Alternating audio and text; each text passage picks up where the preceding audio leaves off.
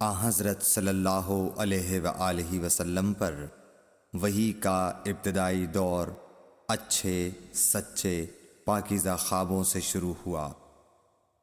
آپ خواب میں جو کچھ دیکھتے وہ صبح کی روشنی کی طرح صحیح اور سچا ثابت ہوتا۔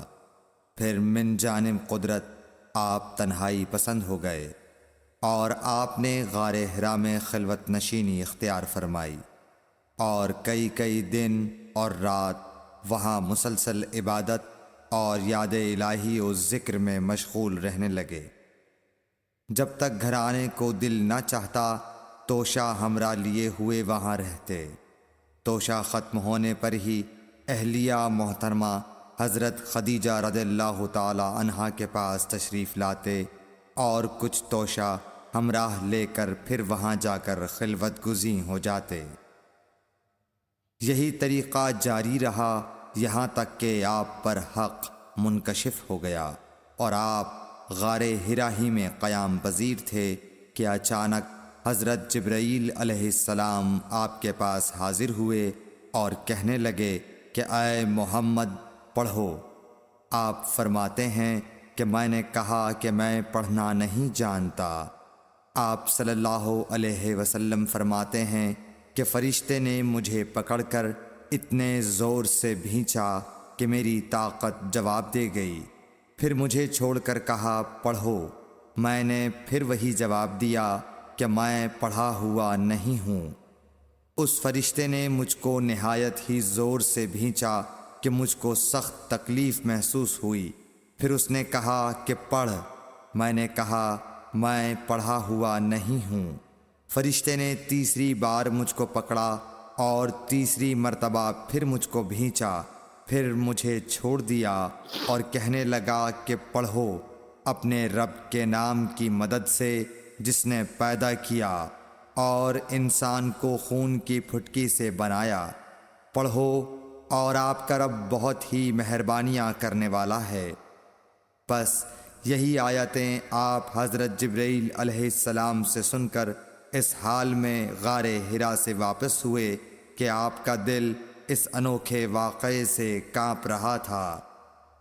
آپ حضرت خدیجہ کے ہاں تشریف لائے اور فرمایا کہ مجھے کمبل اوڑھا دو، مجھے کمبل اوڑھا دو۔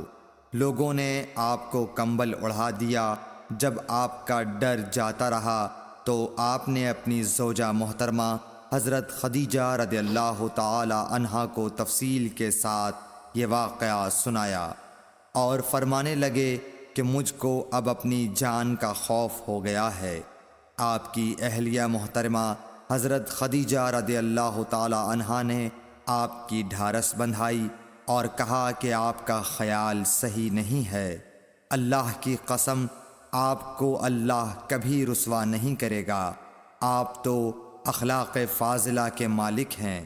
آپ تو کنبہ پرور ہیں، بے کسوں کا بوجھ اپنے سر پر رکھتے ہیں، مفلسوں کے لیے آپ کماتے ہیں، مہمان نوازی میں آپ بے مثال ہیں اور مشکل وقت میں آپ امر حق کا ساتھ دیتے ہیں۔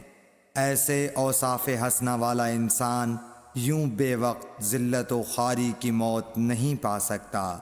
پھر مزید تسلی کے لیے حضرت خدیجہ رضی اللہ تعالی عنہا آپ کو ورقہ بن نوفل کے پاس لے گئیں جو ان کے چچا زاد بھائی تھے اور زمانہ جاہلیت میں نصرانی مذہب اختیار کر چکے تھے اور عبرانی زبان کے کاتب تھے۔ چنانچہ انجیل کو بھی حسب منشائے خداوندی عبرانی زبان میں لکھا کرتے تھے۔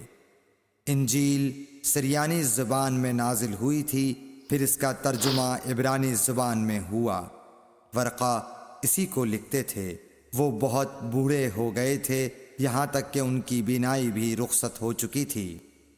حضرت خدیجہ رضی اللہ تعالی عنہا نے ان کے سامنے آپ کے حالات بیان کیے اور کہا کہ اے چچا زاد بھائی، اپنے بھتیجے محمد صلی اللہ علیہ وسلم کی زبانی ذرا ان کی کیفیت سن لیجئے۔ وہ بولے کہ بھتیجے آپ نے جو کچھ دیکھا ہے اس کی تفصیل سناؤ۔ چنانچہ آپ صلی اللہ علیہ وآلہ وسلم نے از اول تا آخر پورا واقعہ سنایا، جسے سن کر ورقہ بے اختیار ہو کر بول اٹھے کہ یہ تو وہی ناموس معزز رازدان فرشتہ ہے جسے اللہ نے حضرت موسیٰ علیہ السلام پر وحی دے کر بھیجا تھا۔ کاش میں آپ کے اس عہد نبوت کے شروع ہونے پر جوان عمر ہوتا، کاش میں اس وقت تک زندہ رہتا جب کہ آپ کی قوم آپ کو اس شہر سے نکال دے گی۔ رسول کریم صلی اللہ علیہ وآلہ وسلم نے یہ سن کر تعجب سے پوچھا کہ کیا وہ لوگ مجھ کو نکال دیں گے، حالانکہ میں تو ان میں صادق و امین و مقبول ہوں۔ ورقہ بولا، ہاں یہ سب کچھ سچ ہے، مگر جو شخص بھی آپ کی طرح امر حق لے کر آیا لوگ اس کے دشمن ہی ہو گئے ہیں۔ اگر مجھے آپ کی نبوت کا وہ زمانہ مل جائے تو میں آپ کی پوری مدد کروں گا، مگر ورقہ کچھ دنوں کے بعد انتقال کر گئے، پھر کچھ عرصے تک وحی کی آمد موقوف رہی۔ صحیح بخاری حدیث نمبر 3۔